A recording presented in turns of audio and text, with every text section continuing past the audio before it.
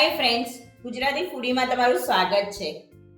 આજે આપણે ફરાળમાં ખવાય એવી એક રેસીપી લઈને આવ્યા છીએ જેનું નામ છે ચિલ્લા.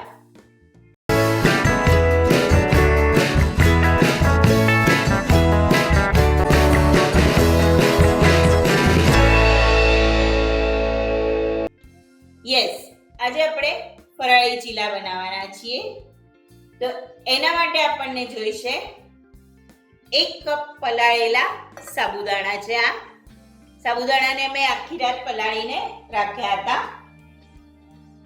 હવે એમાં આપણે અડધો ગ્લાસ પાણી એડ કરીએ છીએ અને એને પીસી લઈએ.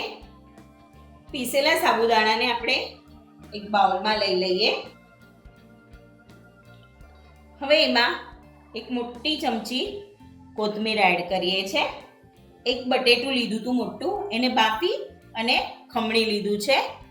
અહીંયા એ વાતનું ખાસ ધ્યાન રાખવાનું છે કે ખમણેલા જ બટેટા લેવાના છે, કારણ કે આપણે મેશ કરીને લેશું તો વચ્ચે વચ્ચે ગાંઠા આવશે અને ચીલા બરાબર નહીં બને. 1 ચમચી સિંગદાણાનો ભૂક્કો લઈએ છે. અહીંયા સિંધવ મીઠું લીધું છે સ્વાદ પ્રમાણે. 1 ચમચી મરી પાવડર લઈએ છે. 1 ચમચી જીરું લઈએ છે. 1 ચમચી આદુ અને મરચાની પેસ્ટ લઈએ છે. 1 ચમચી મોટી દહીં લઈએ છે અને એને સરખું મિક્સ કરી લઈએ. 5 ગ્લાસ જેટલું પાણી એડ કરીએ છે અને એને ફરી મિક્સ કરી લઈએ. હવે ચીલાને ઉતારી લઈએ.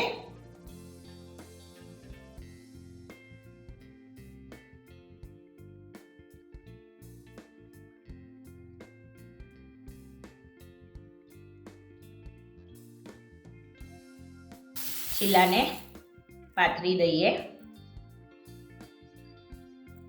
અને સાઈડમાંથી તેલ નાખી દઈએ.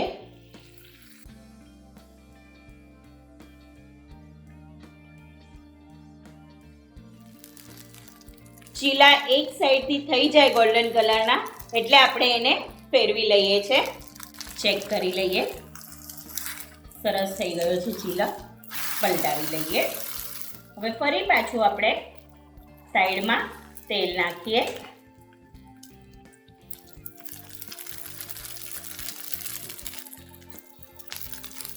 આ ચીલા બનાવતા ટાઈમે તમને જો એવું લાગે કે ચીલા ઉતરી નથી રહ્યા તો તમે એમાં ફરાળી લોટ, શિંગોડાનો લોટ કે પછી સામાનો લોટ એડ કરી અને ચીલા ઉતારી શકો છો.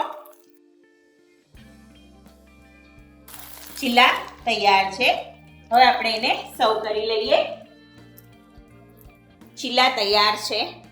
ચીલાને આપણે દહીં અને ચટણી સાથે સર્વ કર્યા છે. તો મળીએ નવી રેસીપી સાથે. ત્યાં સુધી સ્વસ્થ રહો, મસ્ત રહો અને ખાતા રહો. Thank you.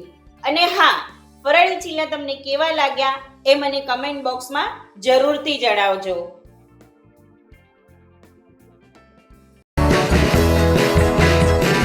લાઈક કરો, શેર કરો, સબસ્ક્રાઇબ કરો.